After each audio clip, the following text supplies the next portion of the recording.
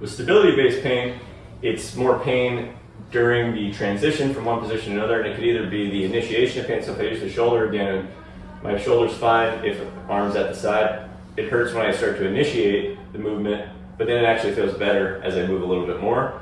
Or, which is very common with the shoulder, would be more in the mid-range. So it's good here. When I get to where my hand's about in line with my shoulder, I get some type of sticking point, some type of impingement style pain, frees up as I go to the top. That feels a little bit better. All right, so we've looked at that just broadly as a stability-based issue, where what we're looking to do in those cases is typically bring more activity to the center, towards the proximal anatomy. So if we're talking about the shoulder, be what's closer to the center, be the shoulder blades, the rib cage, the core. So a lot of times cueing for that can make change farther out, more distally. All right, so we can use examples like brace the abdomen before moving, elongate the arm while reaching through the painful arc, see if that makes change. And what we're assessing is, are things getting better, are things getting worse? Now it makes the pain experience more objective. It's something we're working on. It's not something that is just taking over my life. Okay.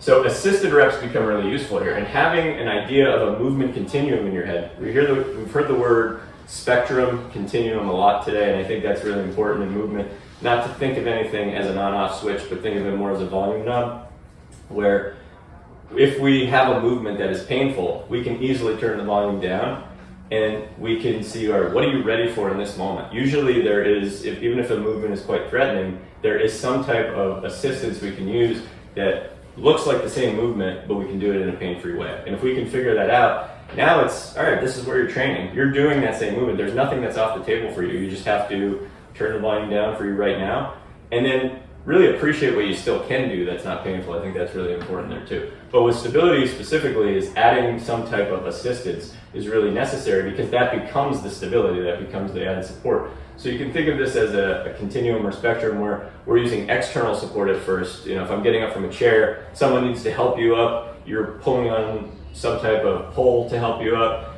Then we can make that a little bit more internally oriented, where, okay, now we have to really focus on your core to stand up. We have to focus on some of your internal anatomy more than you normally would to stand up, and does that help your pain? Does that eliminate your pain? And then the goal would be to gradually decrease the assistance over time. So if it was this core cueing, would be make it less conscious, make it more unconscious and things like that. So there's always a method or a plan for when we're looking at pain. It doesn't always work in a very linear fashion, but now we're in a process where we're not waiting for someone to cure us.